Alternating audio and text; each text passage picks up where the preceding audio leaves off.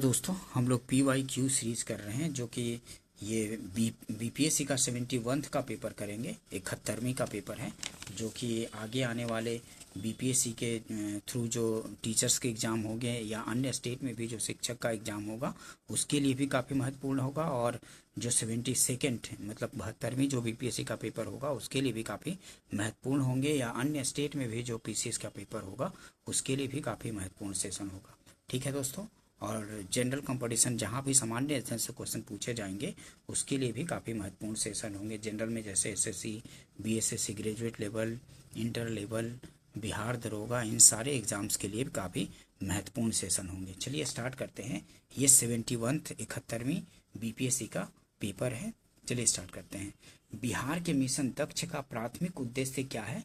तो बिहार के मिशन दक्ष का प्राथमिक उद्देश्य है ग्रेड स्तरीय दक्षताओं तक पहुंचने के लिए पिछड़ने वाले छात्रों के लिए व्यक्तिगत सलाह प्रदान करना है। ठीक है, ग्रेड स्तरीय दक्षताओं तक पहुंचने के लिए पिछड़ने वाले छात्रों के लिए व्यक्तिगत सलाह प्रदान करना, यही है मिशन दक्ष का प्राथमिक उद्देश्य।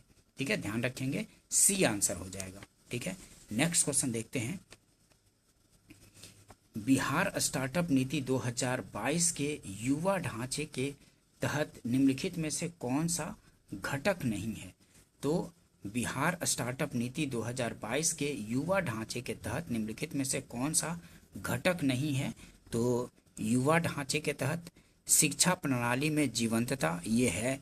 समर्थन के लिए नियामक समर्थक, समर्थन के लिए नियामक समर्थक, ये भी है। और लेकिन अंतर्राष्ट्रीय बाजार विस्तार योजनाएं इसमें नहीं है। जो बिहार स्टार्टअप नीति 2022 के युवा ढांचे के तहत क्या नहीं है? तो अंतर्राष्ट्रीय बाजार विस्तार योजनाएं इसके अंदर नहीं है, तो सी आंसर हो जाएगा। घटक नहीं पूछ रहा था, तो अंतर्राष्ट्रीय बाजार विस्तार योजनाएं इनमें शामिल नहीं है। ठीक है, ध्यान रखेंगे, ये BPSC के जो फाइनल आंसर की है उसी के अनुसार ही करूँगा। ठीक है, चलिए नेक्स्ट क्वेश्चन देखते हैं। 2023-24 में बिहार के आर्थिक प्रदर्शन के बारे में निम्नलिखित में से कौन से कथन सही है? ठीक है, तो कौन से कथन इनमें से सही है? 2023-24 में बिहार के आर्थिक प्रदर्शन के बारे में निम्नलिखित में से कौन से कथन सही पूछ रहा है? तो उपरोक्त में से एक से अधिक हो जाएगा। ठीक है, उपरोक्त में से एक से अधिक इनमें सही है। कौन कौन सा सही है देखिए। मौजूदा कीमतों पर बिहार की प्रति व्यक्ति GSDP पिछले वर्ष की तुलना में 2023-24 में 12.8% बढ़ी, तो ये सही है। और 2023-24 में बिहार के GSVA स्थिर मूल्य में तृतीय क्षेत्र की अनुमानित हिस्सेदारी 58.6% थी, तो ये भी सही है। ठीक है, ये और भी दोनों सही है इनमें से, तो उपरोक्त में से एक से अधिक सही है। ठीक है, ध्यान रखेंगे, डी आंसर हो जाएगा इनमें से। नेक्स्ट क्वेश्चन देखते हैं। निम्नलिखित कथनों पर विचार कीजिए और नीचे दिए गए कोड का उपयोग करके सही उत्तर चुनना है इनमें से। तो इनमें से सही क्या है? तो बिहार में युवा जनसंख्या 0 से 19 वर्ष के अनुपात में 2041 तक काफ़ी गिरावट का अनुमान है, तो ये सही है।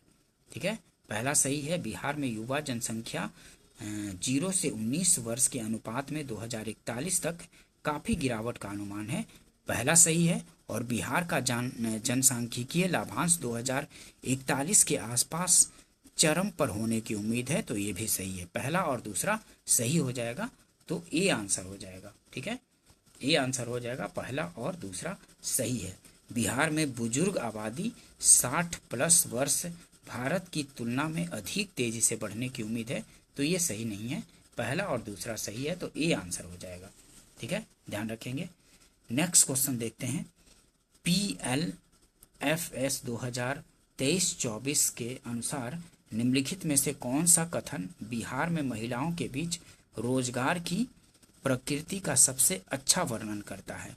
तो अधिकांश महिलाएं स्वनियोजित हैं, जो अक्सर घरेलू उद्यमों में सहायक के रूप में काम करती है, यही है महिलाओं के बारे में सही। अधिकांश महिलाएं स्वनियोजन, ये स्वनियोजित हैं जो अक्सर घरेलू उद्यमों में सहायक के रूप में काम करती हैं। ठीक है, बी आंसर हो जाएगा। PLFS 2023-24 के अनुसार निम्नलिखित में से कौन सा कथन बिहार में महिलाओं के बीच रोजगार की प्रकृति का सबसे अच्छा वर्णन करता है? तो इनमें से क्या करता है? ज़्यादातर महिलाएं औपचारिक नियमित वेतन वाली नौकरियों में कार्यरत हैं? नहीं। अधिकांश महिलाएं द्वितीयक क्षेत्र में कार्यरत थी? तो ये भी नहीं। लेकिन अधिकांश महिलाएं स्वनियोजित हैं जो अक्सर घरेलू उद्यमों में सहायक के रूप में काम करती हैं। यही सही है, बी आंसर हो जाएगा। ठीक है, ध्यान रखेंगे। नेक्स्ट क्वेश्चन देखते हैं। लोकसभा के सचिवालय स्टाफ की नियुक्ति की शक्ति निहित है किसमें? तो लोकसभा के सचिवालय स्टाफ की नियुक्ति की शक्ति निहित है लोकसभा अध्यक्ष से परामर्श उपरांत राष्ट्रपति में। ठीक है, लोकसभा अध्यक्ष से परामर्श के उपरांत राष्ट्रपति में निहित है क्या? तो लोकसभा के सचिवालय स्टाफ की नियुक्ति की शक्ति। ठीक है, ध्यान रखेंगे, काफी इंपॉर्टेंट क्वेश्चन है। लोकसभा के सचिवालय स्टाफ की नियुक्ति की शक्ति है किसमें निहित है? तो लोकसभा अध्यक्ष से परामर्श उपरांत राष्ट्रपति में निहित है। ठीक है, ध्यान रखेंगे, डी आंसर हो जाएगा। नेक्स्ट क्वेश्चन देखेंगे। भारत का महान्यायवादी, तो भारत के महान्यायवादी में स्टेटमेंट दिए गए हैं, उनमें से कौन से सही हैं ये चुनना है। तो सर्वोच्च न्यायालय के अतिरिक्त सुनवाई हेतु अर्ह नहीं है, तो ये गलत हो जाएगा। सर्वोच्च न्यायालय के अतिरिक्त सुनवाई हेतु अर्ह नहीं है, तो ऐसा नहीं है, ये हर जगह हर न्यायालय में सुनवाई के लिए अर्ह है। संसद के सदन की प्रक्रिया में भाग नहीं ले सकता, तो ये भाग लेता है महान्यायवादी। ठीक है, तो ये भी गलत हो गया। राष्ट्रपति की विधिक मामलों में परामर्श देता है, तो राष्ट्रपति को विधिक मामलों में परामर्श देता है, यही सही है। ठीक है, सरकार का पूर्णकालिक सलाहकार है, ये सबसे ज़्यादा उपयुक्त है कि राष्ट्रपति को विधिक मामलों में परामर्श देता है, सी आंसर सही हो जाएगा। ठीक है, ध्यान रखेंगे, सी आंसर सही है, राष्ट्रपति को विधिक मामलों में परामर्श देता है। नेक्स्ट क्वेश्चन देखेंगे। नेक्स्ट है, भारतीय संविधान के विभिन्न सूचियों के निम्नलिखित विषयों पर विचार कीजिए। निम्नलिखित में से कौन विषय समवर्ती सूची में आते हैं? तो इनमें से समवर्ती सूची में कौन से विषय आते हैं वो चुनना है। भारतीय संविधान के विभिन्न सूचियों के निम्नलिखित विषयों पर विचार कीजिए। निम्नलिखित में से कौन विषय समवर्ती सूची में आते हैं? तो समवर्ती सूची में इनमें से कौन आएंगे? वन्य जीवों की सुरक्षा, पहला वन्य जीवों की सुरक्षा, ये आएंगे समवर्ती सूची में। कृषि पर आय, ये नहीं। और विद्युत उपभोग अथवा बिक्री पर कर, तो ये भी नहीं। ठीक है, पहला और चौथा आएगा मूल्य नियंत्रण और वन्य जीवों की सुरक्षा। ठीक है, वन्य जीवों की सुरक्षा और मूल्य नियंत्रण, ये पहला और चौथा आएगा समवर्ती सूची में। ठीक है, समवर्ती सूची का विषय है, ए आंसर हो जाएगा। ध्यान रखेंगे, 1 और 4 सही है इनमें से। नेक्स्ट क्वेश्चन देखते हैं। निम्नलिखित में से कौन सा नीति निर्देशक तत्व गांधीवादी सिद्धांत के अनुरूप नहीं है? तो इनमें से जो नीति निर्देशक तत्व दिए गए हैं ये गांधीवादी सिद्धांत के अनुरूप नहीं। पूछ रहा है कि गांधीवादी सिद्धांत के अनुरूप इनमें से कौन नहीं है? तो समान नागरिक संहिता और काम का अधिकार जो है ये गांधीवादी सिद्धांत के अनुरूप नहीं है। बाकी ग्राम पंचायत का गठन, ये गांधीवादी सिद्धांत के अनुरूप है। ग्राम पंचायतों का गठन पहला, और ग्रामीण क्षेत्रों में कुटीर उद्योगों की प्रोन्नति, ये भी पहला और तीसरा जो है ये गांधीवादी सिद्धांतों के अनुरूप है। लेकिन दूसरा और चौथा गांधीवादी सिद्धांतों के अनुरूप नहीं है। ठीक है, ध्यान रखेंगे। तो बी आंसर हो जाएगा 2 और 4। ठीक है, बी आंसर हो जाएगा 2 और 4, इनमें से गांधीवादी सिद्धांतों के अनुरूप नहीं है। ठीक है, ध्यान रखेंगे। नेक्स्ट क्वेश्चन देखते हैं। निम्नलिखित में से कौन सा युग्म सुमेलित नहीं है? तो इनमें से कौन सा सुमेलित नहीं है, ये पूछ रहा है। तो राज्यसभा में सीटों का आवंटन चौथी अनुसूची में है, ये सही है। अनुसूचित क्षेत्रों का प्रशासन छठी अनुसूची में है, नहीं, छठी अनुसूची में अनुसूचित क्षेत्रों का प्रशासन है, लेकिन किसके लिए? असम, मेघालय, त्रिपुरा और मिजोरम, 3 राज्यों की अनुसूचित क्षेत्रों के प्रशासन के लिए है। ठीक है, 3 राज्यों का, ये 4 राज्यों का, असम, मेघालय, त्रिपुरा और मिजोरम का। ठीक है, ना कि अनुसूचित क्षेत्रों का प्रशासन वो 5वीं अनुसूची में है।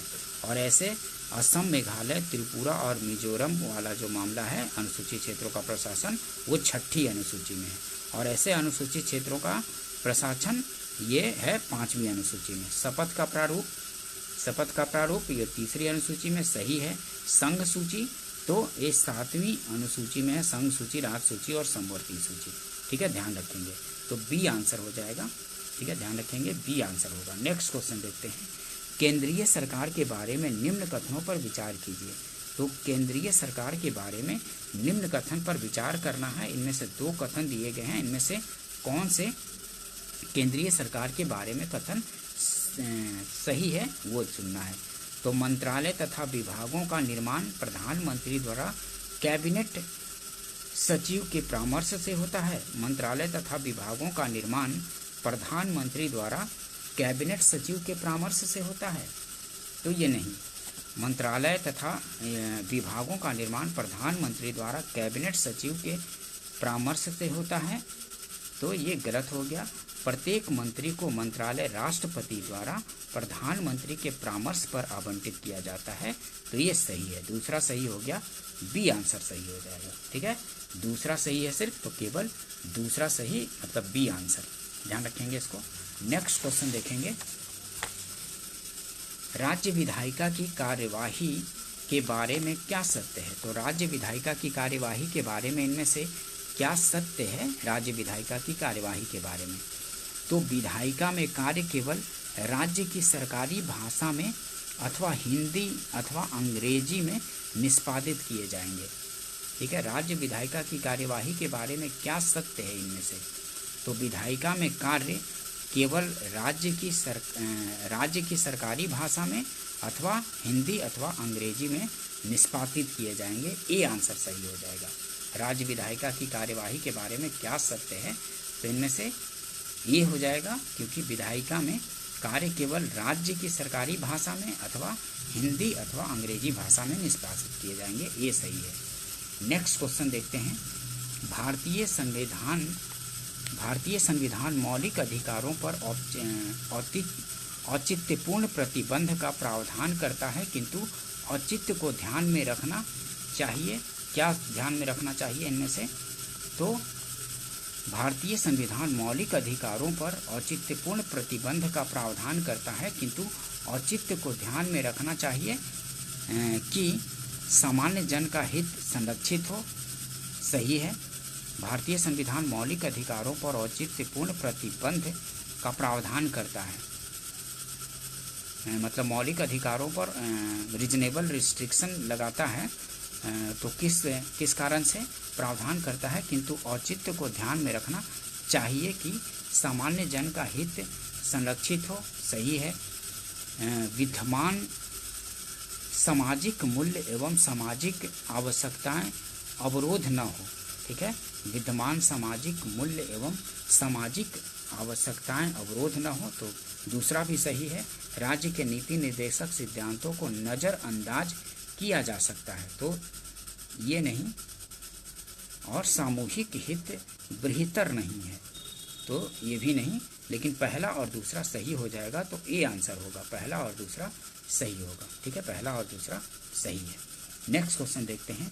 निम्नलिखित में से कौन वित्त आयोग के सदस्य के लिए आवश्यक अर्हताओं का निर्धारण करता है? तो निम्नलिखित में से कौन वित्त आयोग के सदस्य के लिए आवश्यक अर्हताओं का निर्धारण करता है? तो संसद विधि द्वारा निर्धारित करता है।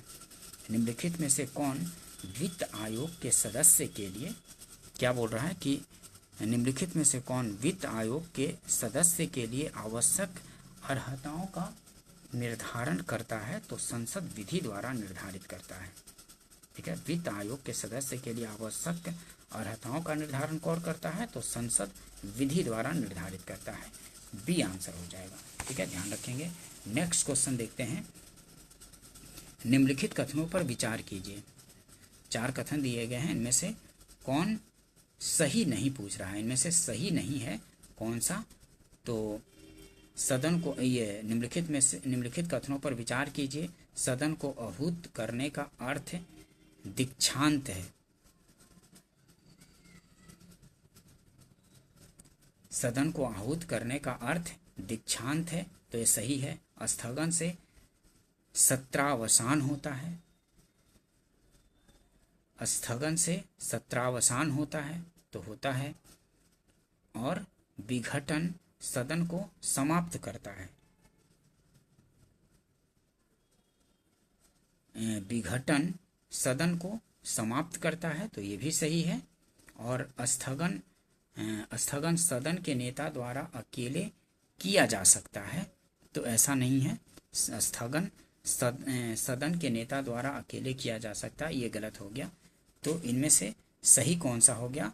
ये कौन सही नहीं है? तो सिर्फ चौथा सही नहीं है, बाकी 1, 2 और 3 सही है। सदन को आहूत करने का अर्थ दीक्षांत है, सही है। स्थगन से सत्रावसान होता है, सही है। और विघटन सदन को समाप्त करता है, तो ये भी सही है। और स्थगन सदन के नेता द्वारा अकेले किया जा सकता है, यही गलत है। तो डी आंसर हो जाएगा। केवल 4 सही हो, 4 सही नहीं है, ध्यान रखेंगे। देखिए इसका इंग्लिश वर्जन देख लेते हैं, इंग्लिश में अच्छे से समझ में आ जाएगा। Consider the following statements. The summoning of the house means convocation, तो ये सही है। Prorogation in session, prorogation in session, ये सही है। डिसोल्यूशन टर्मिनेट्स ए हाउस, ये भी सही है। Prorogation of a session can be effected by the leader of the house alone, तो ये गलत है। तो यही सही है, मतलब कि 4 गलत है, तो आंसर डी हो जाएगा, ठीक है। आंसर डी हो जाएगा, यही सही नहीं है, ध्यान रखेंगे। नेक्स्ट क्वेश्चन देखते हैं। पंचायतों की वित्तीय स्थिति की समीक्षा के लिए कौन अधिकृत है? तो पंचायतों की वित्तीय स्थिति की समीक्षा के लिए राज्यपाल द्वारा गठित वित्त आयोग जो है वही अधिकृत है। पंचायतों की वित्तीय स्थिति की समीक्षा के लिए कौन अधिकृत है? तो डी हो जाएगा, राज्यपाल द्वारा गठित वित्त आयोग, ठीक है, डी आंसर हो जाएगा। नेक्स्ट क्वेश्चन देखते हैं। सरकार द्वारा घोषित आत्मनिर्भर भारत योजना सहयोग करती है किसमें? तो सरकार द्वारा घोषित आत्मनिर्भर भारत योजना सहयोग करती है किसमें? तो भारत की निर्माण क्षमता वृद्धि तथा उद्योगों से निर्यात में, तो ये सही है कि भारत की निर्माण क्षमता वृद्धि तथा उद्योगों से निर्यात में, सही है। घरेलू उत्पादन में विदेशी निवेश को प्रोत्साहित करने में, तो घरेलू उत्पादन में विदेशी निवेश को प्रोत्साहित करने में, ये भी सही है। पहला और दूसरा दोनों सही है, तो पहला और दूसरा दोनों सही, सी आंसर हो जाएगा, ठीक है। सरकार द्वारा घोषित आत्मनिर्भर भारत योजना सहयोग करती है किसमें? तो भारत की निर्माण क्षमता वृद्धि तथा उद्योगों से निर्यात में और घरेलू उत्पादन में विदेशी निवेश को प्रोत्साहित करने में, दोनों में, तो सी आंसर हो जाएगा। 1 और 2 दोनों सही, ठीक है, 1 और 2 दोनों सही, ध्यान रखेंगे इसको। नेक्स्ट क्वेश्चन देखेंगे। पंचायती राज का क्या मुख्य उद्देश्य है? तो पंचायती राज्य का मुख्य उद्देश्य इनमें से क्या है? तो जनता को विकास के प्रशासन में प्रतिभाग करने योग्य बनाना, ठीक है, जनता को विकास के प्रशासन में प्रतिभाग करने योग्य बनाना, यही पंचायती राज्य का मुख्य उद्देश्य है, डी आंसर हो जाएगा, ध्यान रखेंगे। नेक्स्ट क्वेश्चन देखते हैं। ये निंदा प्रस्ताव ये डिलीट कर दिया गया था क्वेश्चन, ठीक है, ये आयोग द्वारा डिलीट कर दिया गया था, तो उसको नहीं करेंगे। निम्नलिखित में से कौन सा विषय उच्च न्यायालय और सर्वोच्च न्यायालय दोनों के अधिकार क्षेत्र में आता है? तो मौलिक अधिकारों का संरक्षण जो है उच्च न्यायालय और सर्वोच्च न्यायालय दोनों के अधिकार क्षेत्रों में आता है, ध्यान रखेंगे इसको कि निम्नलिखित में से कौन सा विषय उच्च न्यायालय और सर्वोच्च न्यायालय दोनों के अधिकार क्षेत्र में आता है, तो मौलिक अधिकारों का संरक्षण आता है। बी आंसर हो जाएगा। नेक्स्ट क्वेश्चन देखते हैं, कांग्रेस में किस भारतीय नेता ने प्रथम बार उदारवादियों पर सुरक्षित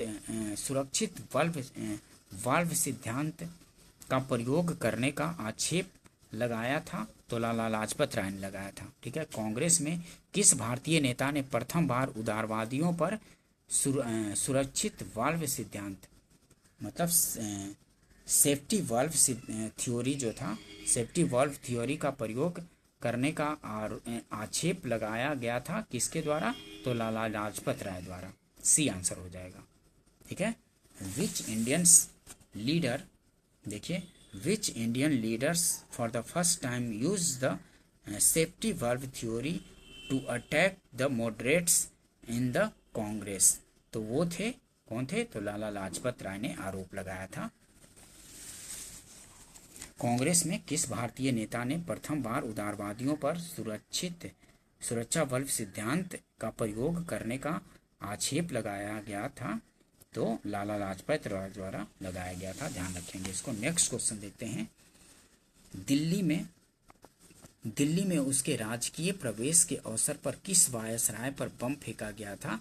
तो लॉर्ड हार्डिंग्स पर बम फेंका गया था, लॉर्ड हार्डिंग्स पर। बी आंसर हो जाएगा। दिल्ली में उसके राजकीय प्रवेश के अवसर पर किस वायसराय पर बम फेंका गया था? तो लॉर्ड हार्डिंग्स पर बम फेंका गया था। बी आंसर हो जाएगा।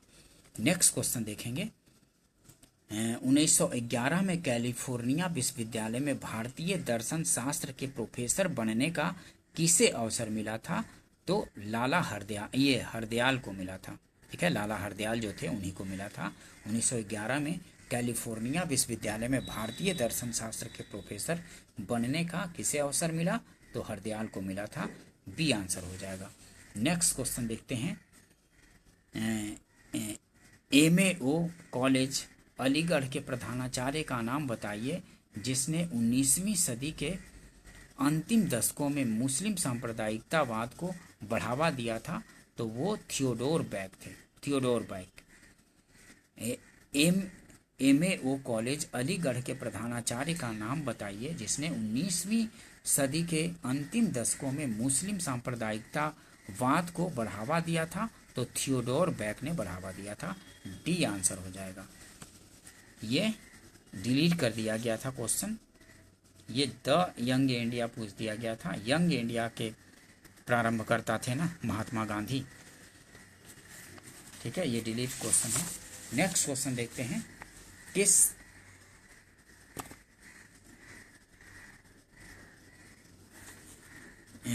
कमीशन ने सभी राजनीतिक समूहों और दलों के किसी भी भारतीय सदस्य को शामिल नहीं करने के कारण बेचैनी को बल मिला? तो साइमन कमीशन में। साइमन कमीशन में एक भी भारतीय सदस्य नहीं था ना, तो किस कमीशन ने सभी राजनीतिक समूहों और दलों के किसी भी भारतीय सदस्य को शामिल नहीं करने के कारण बेचैनी को बल मिला था? तो साइमन कमीशन में कोई भी भारतीय सदस्य नहीं था, इस वजह से बेचैनी को बल मिला था। तो साइमन कमीशन। ठीक है, बी आंसर हो जाएगा।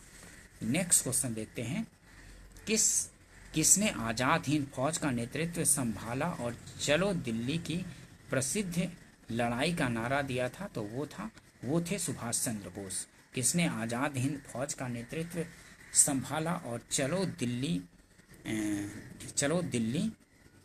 की प्रसिद्ध लड़ाई का नारा दिया था? तो वो थे सुभाष चंद्र बोस थे। डी आंसर हो जाएगा। ठीक है दोस्तों, नेक्स्ट क्वेश्चन देखते हैं, हम या तो भारत को स्वतंत्र करेंगे या अभियान में मर जाएंगे, यह किसने कहा था? तो महात्मा गांधी ने कहा था। हम या तो भारत को स्वतंत्र करेंगे या अभियान में मर जाएंगे, यह किसने कहा? तो महात्मा गांधी ने कहा था।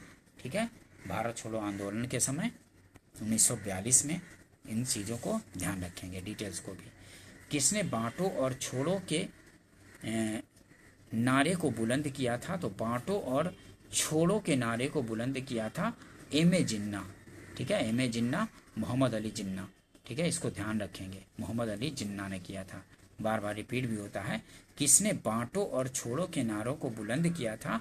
तो वो थे मोहम्मद अली जिन्ना। नेक्स्ट क्वेश्चन देखते हैं, किस अधिनियम ने भारत के विभाजन के लिए दो नए स्वतंत्र भारत और पाकिस्तान के राज्यों को मूर्ति रूप दिया था? तो भारतीय स्वतंत्रता अधिनियम 1947 ने, ठीक है, भारतीय स्वतंत्रता अधिनियम 1947 ने दिया था। किस अधिनियम ने भारत के विभाजन के लिए दो नए स्वतंत्र भारत और पाकिस्तान के राज्यों को मूर्त रूप दिया था? तो वो था भारतीय स्वतंत्रता अधिनियम 1947 ने दिया था। सी आंसर हो जाएगा। नेक्स्ट क्वेश्चन देखते हैं, किस कांग्रेसी नेता ने 1918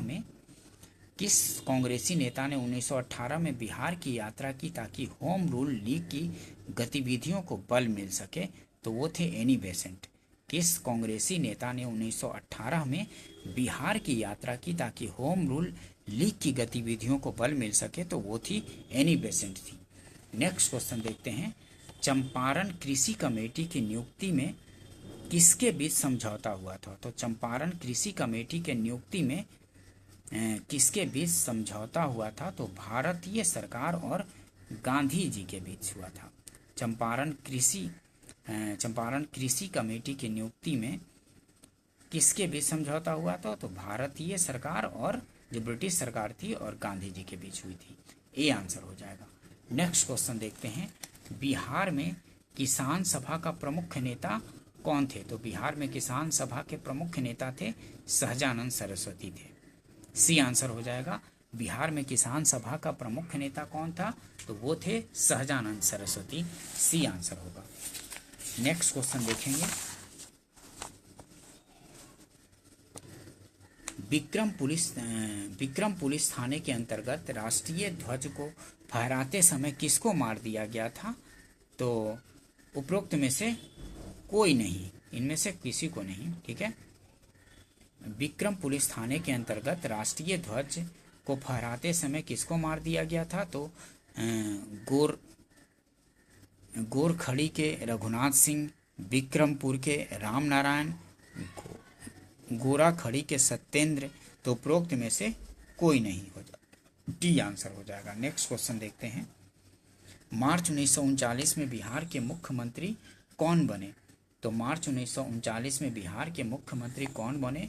तो अनुग्रह नारायण सिंह, राजेंद्र प्रसाद, श्री कृष्ण सिंह। उपरोक्त में से कोई नहीं, तो उपरोक्त में से कोई नहीं हो जाएंगे। डी आंसर हो जाएगा। मार्च 1939 में बिहार के मुख्यमंत्री कौन बने थे? तो उपरोक्त में से कोई नहीं हो जाएगा। अनुग्रह नारायण सिंह, राजेंद्र प्रसाद, श्री कृष्ण सिंह, इनमें से कोई नहीं। मार्च 1939 एग्जैक्ट पूछ रहा है, तो इसमें इनमें से कोई नहीं थे। नेक्स्ट क्वेश्चन देखते हैं, सूची 1 को सूची 2 से मिलान करना है। तो देखिए, कर्ण सुवर्ण, तो कर्ण सुवर्ण प्राचीन भारत के स्थल और वर्तमान में किस राज्य में है उसके अनुसार। तो प्राचीन भारत के स्थल और वर्तमान में किस राज्य में है उसके अनुसार मैच करना है। तो कर्ण सुवर्ण जो है पश्चिम बंगाल में है। कर्ण सुवर्ण कहाँ है? पश्चिम बंगाल में। और प्राग्ञ ज्योतिष कहाँ है? तो प्राग्ञ ज्योतिष है असम में। प्राग्ञ ज्योतिष है असम में, प्राग्ञ ज्योतिष असम में। और गिरनार कहाँ है? तो गिरनार जो है गुजरात में है। गिरनार गुजरात में, ध्यान रखेंगे, गिरनार गुजरात, गिरनार से गुजरात। और प्रतिष्ठान कहाँ है? तो प्रतिष्ठान जो है महाराष्ट्र में है, ध्यान रखेंगे, प्रतिष्ठान महाराष्ट्र में। डी का पहला है, डी का पहला, प्रतिष्ठान महाराष्ट्र में, ध्यान रखेंगे इसको।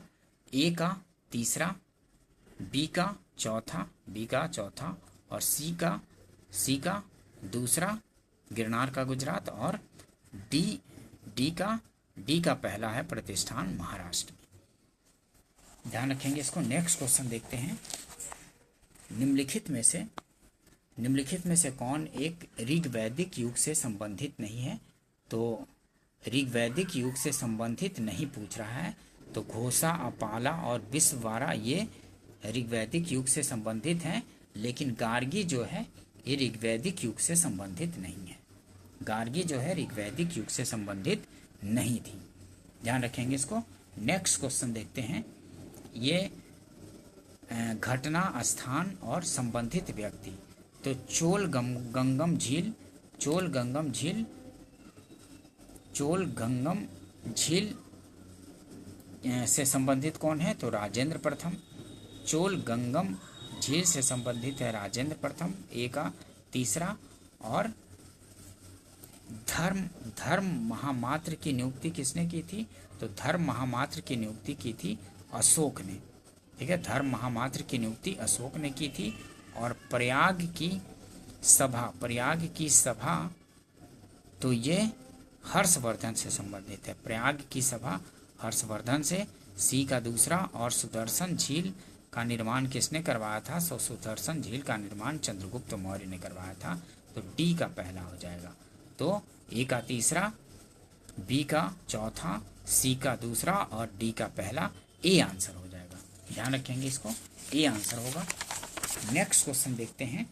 निम्नलिखित शासकों में से किसने सबसे अधिक समय तक शासन किया था? तो इनमें से अलाउद्दीन खिलजी, बहलोल लोदी, मोहम्मद बिन तुगलक, बलबन। तो इनमें से बहलोल लोदी जो था, इनमें से सबसे अधिक समय तक शासन किया था। निम्नलिखित शासकों में से किसने सबसे अधिक समय तक शासन किया? तो बहलोल लोदी ने किया था, बी आंसर हो जाएगा। नेक्स्ट क्वेश्चन देखते हैं। प्राचीन भारत के निम्नलिखित राजवंशों पर विचार कीजिए। तो काल क्रमानुसार लगाना है। निम्नलिखित में से उनके शासन का सही काल अनुक्रम कौन सा है? तो इनमें से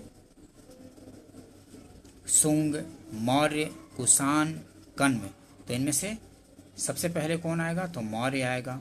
मौर्य के बाद कौन आएगा? तो शुंग आएगा। शुंग के बाद कण्व और कण्व के बाद कुषाण है। ठीक है, इनमें से जो दिया हुआ है इनमें से तो मौर्य पहले आएगा, उसके बाद आएगा शुंग, शुंग के बाद कण्व, उसके बाद कुषाण। ठीक है, ध्यान रखेंगे इसको। ठीक है, तो 2 1 और 4 3, 2 1 4 3 हो जाएगा। 2 1 4 3, 2 1 4 और 3। सबसे पहले इनमें से मौर्य का काल है, उसके बाद शुंग का, शुंग के बाद कण्व का, कण्व के बाद कुषाण। ठीक है, इनमें से दिए हुए इनमें से ध्यान रखेंगे इसको। काफ़ी बार क्रम लगाने के लिए दिए जाते हैं, तो इसको ध्यान में रखेंगे। निम्नलिखित में से कौन सी एक तुलसीदास द्वारा नहीं लिखी गई है? तो इनमें से साहित्य लहरी जो है, साहित्य लहरी, यही तुलसीदास द्वारा नहीं लिखी गई है। गीतावली लिखी गई है, विनय पत्रिका और कवितावली ये सब लिखी गई है, लेकिन साहित्य लहरी जो है तुलसीदास द्वारा नहीं लिखी गई है, बी आंसर हो जाएगा। नेक्स्ट क्वेश्चन देखेंगे। ये इमारत और बनाने वाली का नाम लिखा हुआ है। ठीक है, तो सूची 1 को सूची 2 से मैच करना है। तो देखिए कौन इनमें से सही होगा। तो काबुली बाग मस्जिद बाबर ने बनवाया था। ठीक है, काबुली बाग मस्जिद बाबर ने। और 2.5 दिन का झोपड़ा किसने बनवाया था?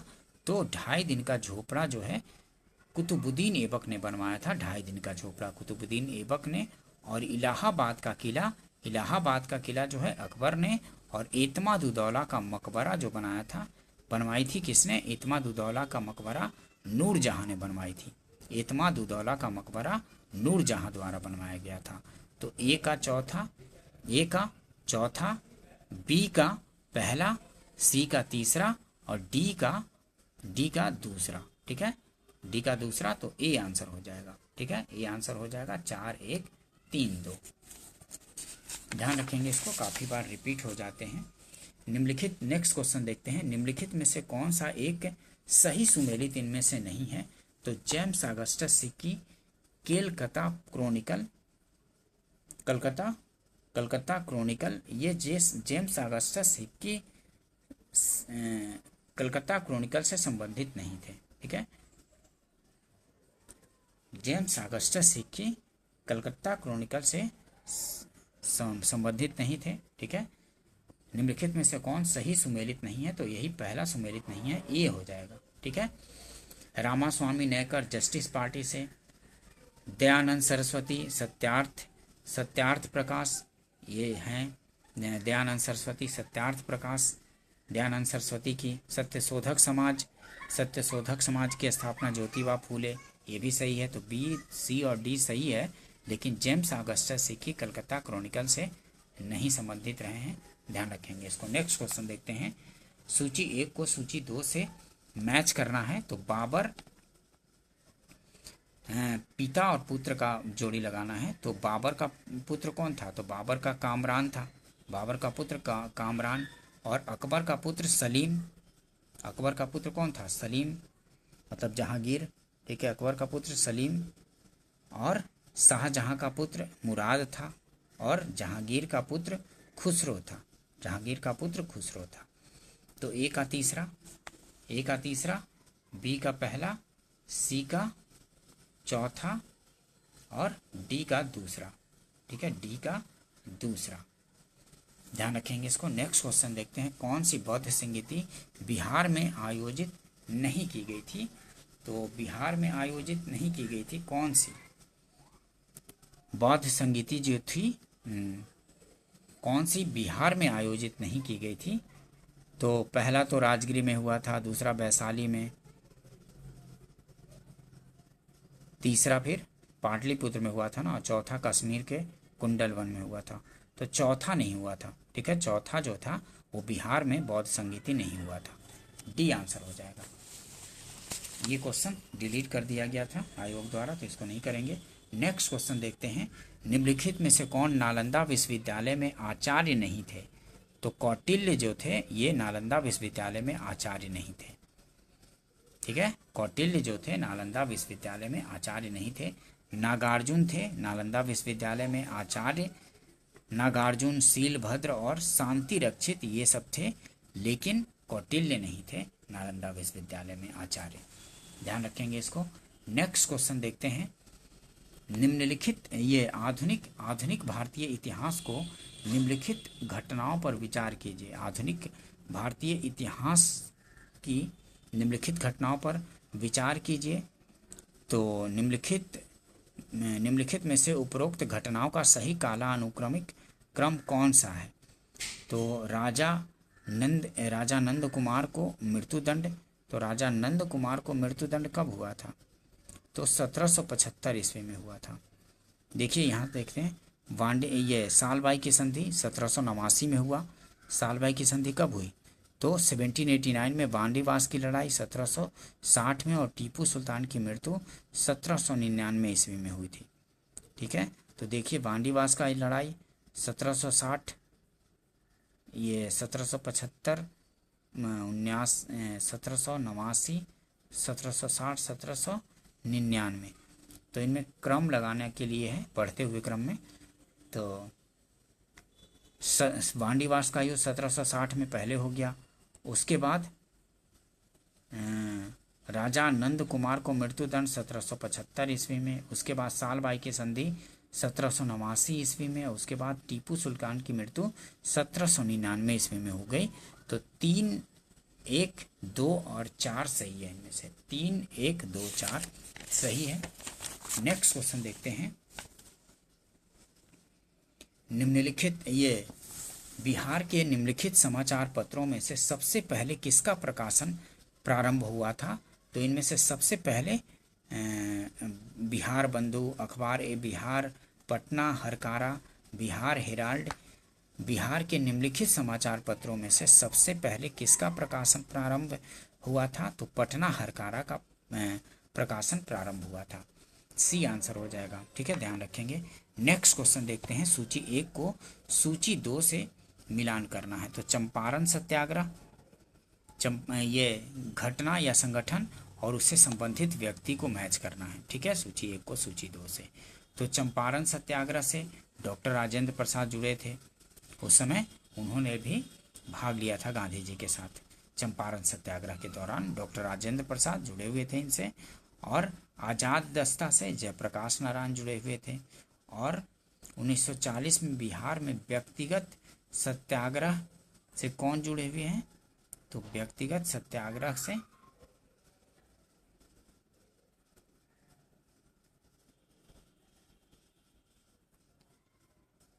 श्याम नारायण सिंह जुड़े हुए, ठीक है। 1940 में बिहार में व्यक्तिगत सत्याग्रह से श्याम नारायण सिंह, और किसान सभा बिहार से संबंधित है तो सहजानंद सरस्वती। किसान सभा बिहार से सहजानंद सरस्वती संबंधित है, तो क्या हो जाएगा आंसर? ए का चौथा, बी का पहला, सी का दूसरा और डी का तीसरा, तो डी आंसर हो जाएगा। ध्यान रखेंगे इसको। नेक्स्ट क्वेश्चन देखेंगे। 0.1 NaHCl समाधान का pH मान है लगभग कितना? तो 1.0 है। 0.1 NaHCl समाधान का pH मान लगभग है तो 1.0 है। ए आंसर हो जाएगा। नेक्स्ट क्वेश्चन देखते हैं। नीचे से रात में चमकने वाले वर्णक के रूप में कौन सा यौगिक जाना जाता है? तो यूरोपियम डोप्ड स्ट्रोंटियम एल्यूमिनेट, ठीक है। यूरोपियम डोप्ड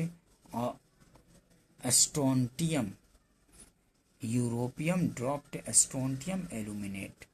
नीचे से रात में चमकने वाले वर्णक के रूप में कौन सा यौगिक जाना जाता है? तो यूरोपियम डोप्ड स्ट्रोंटियम एल्यूमिनेट, ठीक है। ये आंसर हो जाएगा। नेक्स्ट क्वेश्चन देखते हैं। स्मार्ट फिल्म के लिए किस सामग्री का उपयोग किया जाता है? तो ये स्मार्ट फिल्म के लिए किस सामग्री का उपयोग किया जाता है? तो इंडियम टीन ऑक्साइड का, ठीक है, इंडियम टीन ऑक्साइड का उपयोग किया जाता है। स्मार्ट फिल्म के लिए किस सामग्री का उपयोग किया जाता है? तो इंडियम टीन ऑक्साइड का उपयोग किया जाता है। इसको ध्यान में रखेंगे।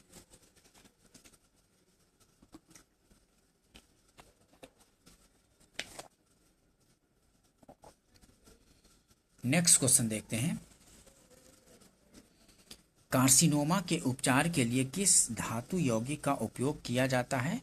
तो किसका? प्लेटिनम का उपयोग किया जाता है। कार्सिनोमा के उपचार के लिए किस धातु यौगिक का उपयोग किया जाता है? तो प्लेटिनम का उपयोग किया जाता है। ये आंसर हो जाएगा। ध्यान रखेंगे इसको। गर्भ निरोधक गोलियों में किस यौगिक का उपयोग किया जाता है? तो गर्भ निरोधक गोलियों में लेवेनोग्रेस्ट्रेल का उपयोग किया जाता है। लेवेनोग्रेस्ट्रेल का, ठीक है। ध्यान रखेंगे। गर्भ निरोधक गोलियों में किस यौगिक का उपयोग किया जाता है? तो लेवेनोग्रेस्ट्रेल का, लेवेनोग्रेस्ट्रेल। ध्यान रखेंगे इसको। सी आंसर हो जाएगा। नेक्स्ट क्वेश्चन देखेंगे। तेल को गैल्वेनाइज्ड आयरन पॉट में क्यों नहीं रखा जाता? तो तेल को गैल्वेनाइज्ड आयरन पॉट में क्यों नहीं रखा जाता है? तो उपरोक्त सभी के कारण नहीं रखा जाता है। यह जहरीला यौगिक बनाता है, सही है। यह तेल की गुणवत्ता को कम कर देता है, ये भी सही है। और जंग देखी जाती है, तो ये भी सही है। उपरोक्त सभी हो जाएगा। तेल को गैल्वेनाइज्ड आयरन पॉट में क्यों नहीं रखा जाता?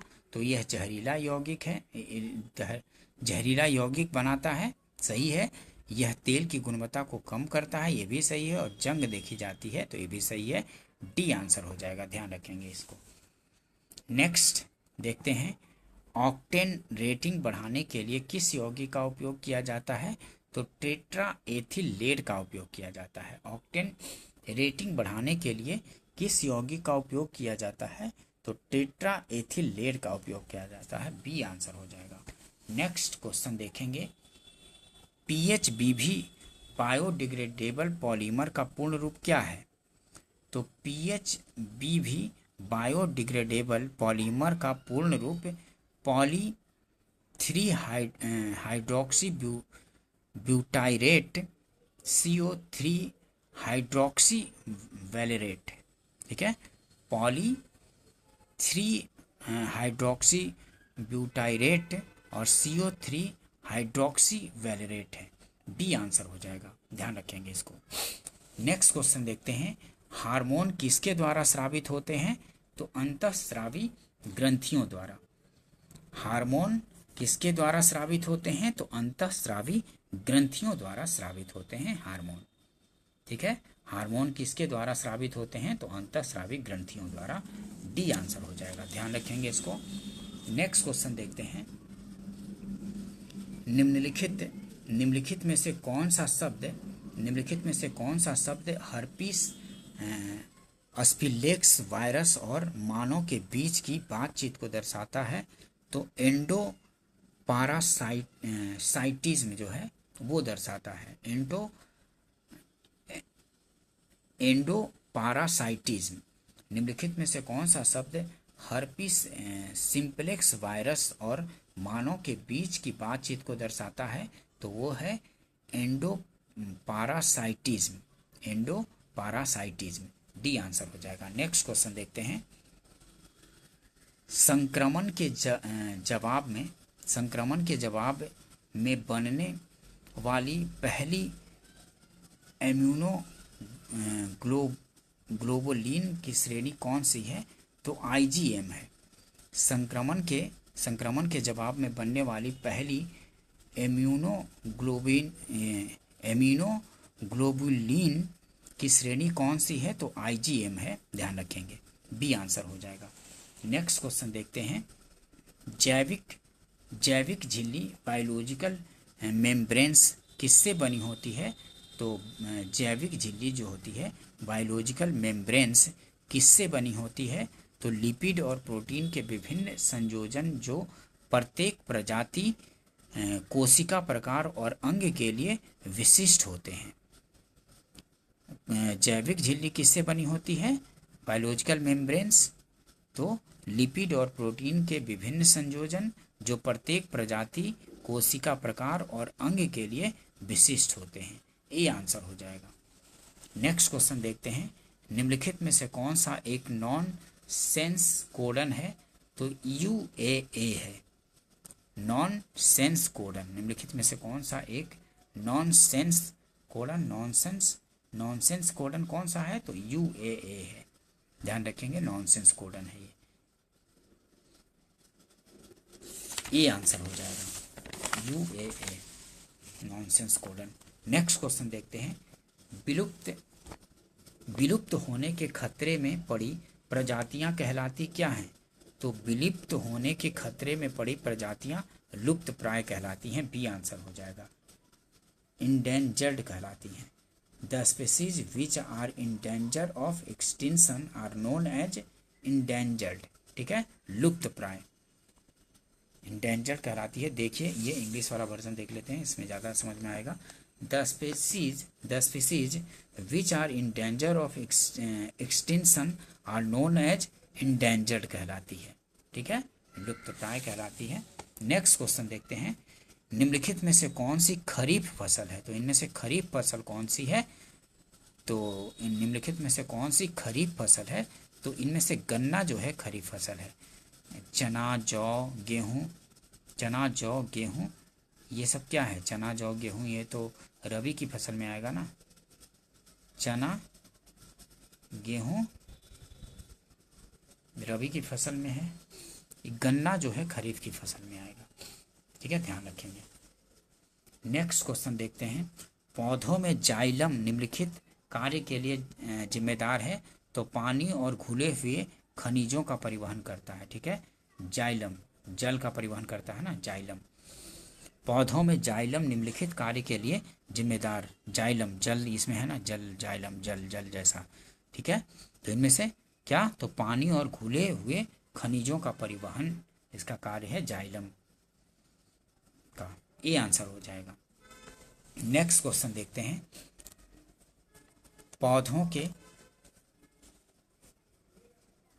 पौधों के वर्गीकरण में संवहनी ऊतकों वैस्कुलर टिश्यूज की विशेषताओं का उपयोग करने वाले पहले व्यक्ति कौन थे? तो एपीडी कोंडोल थे।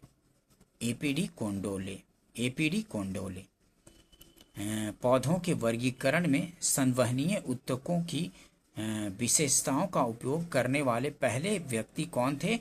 तो एपीडी कोंडोले थे, ध्यान रखेंगे। सी आंसर हो जाएगा। नेक्स्ट क्वेश्चन देखते हैं। आम में हम जो भाग खाते हैं वह क्या है? तो मध्य फल भित्ति है। मध्य फल भित्ति खाते हैं।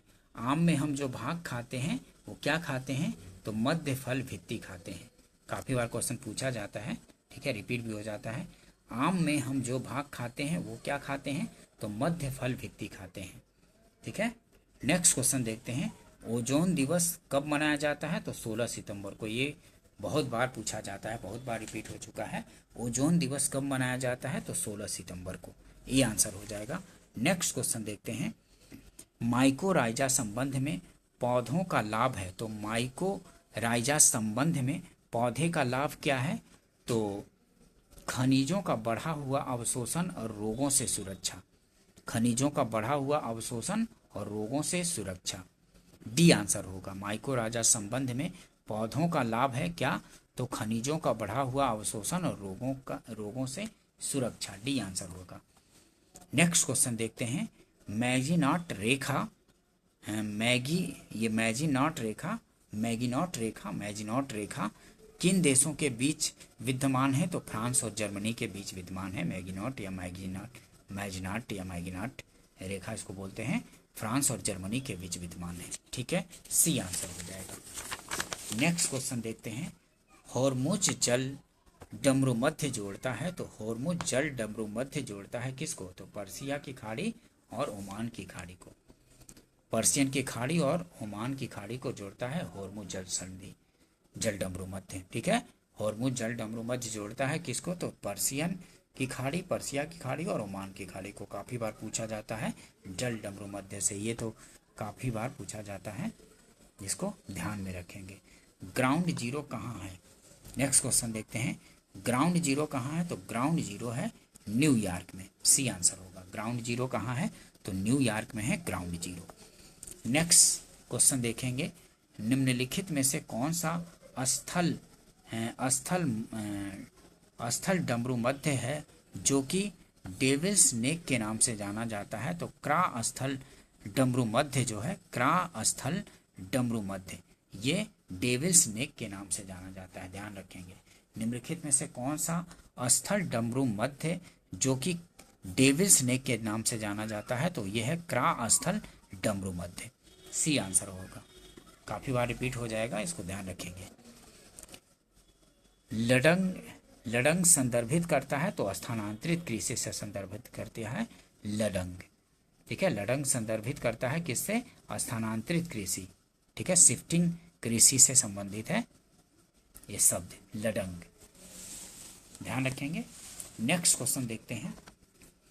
दुनिया का सबसे बड़ा नदी द्वीप कौन सा है?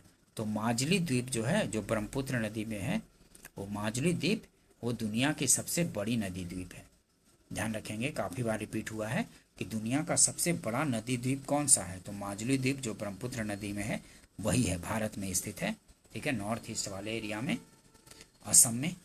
नेक्स्ट क्वेश्चन देखते हैं। भारत का सबसे बड़ा द्वितीय नदी बेसिन है। तो भारत का सबसे बड़ा द्वितीय नदी बेसिन कौन सा है? तो भारत का सबसे बड़ा द्वितीय नदी बेसिन तो गोदावरी नदी बेसिन है। सबसे बड़ा कौन सा है? तो गंगा नदी बेसिन होगा सबसे बड़ा, और गोदावरी जो हो जाएगा दूसरा सबसे बड़ा नदी बेसिन भारत में है, ध्यान रखेंगे इसको। और दक्षिण भारत का पूछ दिया जाए कि सबसे बड़ा नदी बेसिन, तो वो है गोदावरी ही, और लेकिन ऐसे भारत का तो द्वितीय है, और सबसे बड़ा ऐसे है तो गंगा का। नेक्स्ट क्वेश्चन देखते हैं। निम्नलिखित में से कौन सा अलकनंदा और भागीरथी के संगम का स्थल है? तो देवप्रयाग है।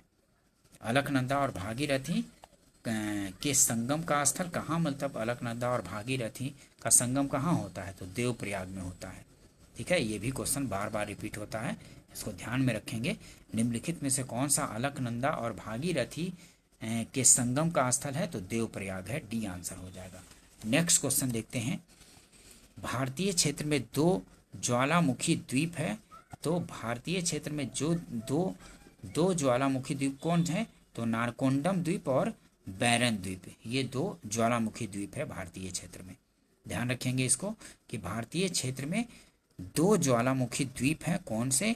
तो नारकोंडम द्वीप और बैरन द्वीप, डी आंसर हो जाएगा, इसको ध्यान रखेंगे। ठीक है दोस्तों, अगर सेशन पसंद आया हो तो इसको लाइक कीजिए, अपने फ्रेंड सर्किल में शेयर भी कर दीजिए और चैनल को सब्सक्राइब भी कर लीजिए, ताकि इस तरह की इंपॉर्टेंट वीडियो कभी भी डालूँ तो आपको मिल सके। ठीक है, ठीक है दोस्तों, मिलते हैं नेक्स्ट वीडियो में। वीडियो देखने के लिए थैंक यू दोस्तों, मिलते हैं नेक्स्ट वीडियो में।